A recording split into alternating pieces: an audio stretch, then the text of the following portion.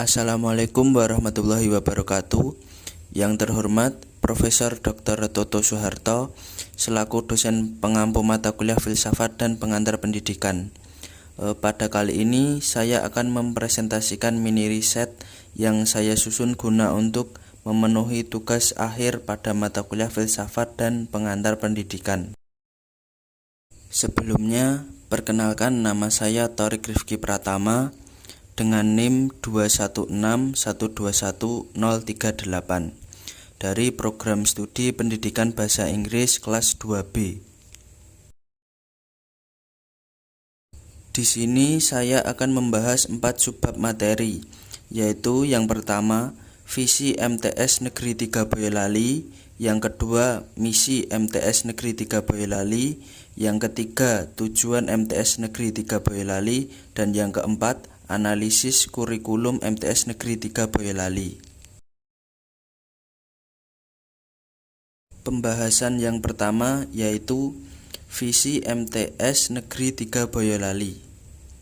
Visi MTS Negeri 3 Boyolali yaitu disiplin, berprestasi, terampil, berbudaya lingkungan, dan berperilaku islami.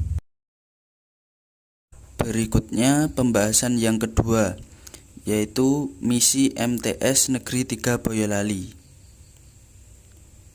Misi MTS Negeri 3 Boyolali yaitu yang pertama, membimbing peserta didik berperilaku disiplin dalam belajar, beribadah, dan bekerja.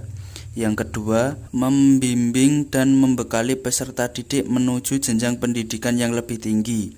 Yang ketiga, melaksanakan pembelajaran dan pembimbingan secara efektif sehingga potensi akademik maupun non-akademik peserta didik berkembang secara optimal.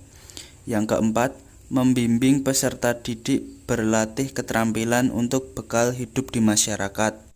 Yang kelima, melaksanakan pembimbingan keterampilan berbahasa dan berbudaya literasi.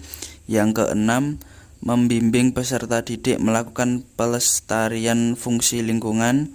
Yang ketujuh, membimbing peserta didik melakukan pencegahan terjadinya pencemaran dan kerusakan lingkungan hidup. Yang kedelapan, menumbuh kembangkan dan mengupayakan perlindungan serta pengelolaan lingkungan hidup. Yang kesembilan, membimbing peserta didik membiasakan ibadah secara rutin selama di madrasah untuk bekal di masyarakat. Dan yang terakhir, membimbing peserta didik untuk menghargai orang lain. Selanjutnya pembahasan yang ketiga, yaitu tujuan MTS Negeri 3 Boyolali.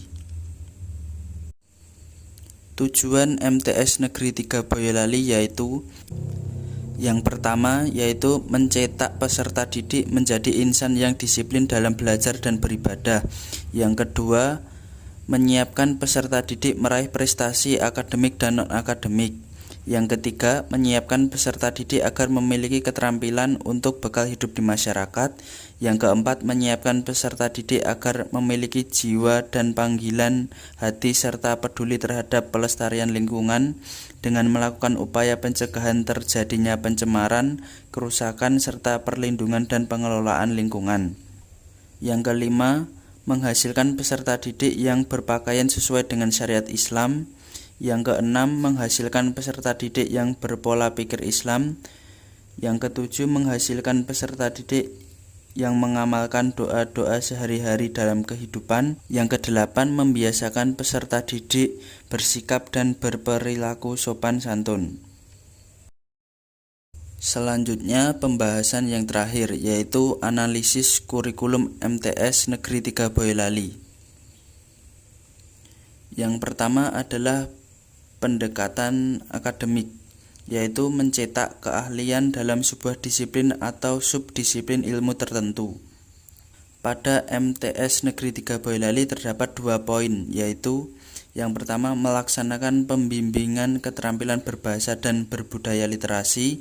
Yang kedua, menyiapkan peserta didik agar memiliki jiwa dan panggilan hati serta peduli terhadap pelestarian lingkungan dengan melakukan upaya pencegahan terjadinya pencemaran, kerusakan, serta perlindungan dan pengelolaan lingkungan.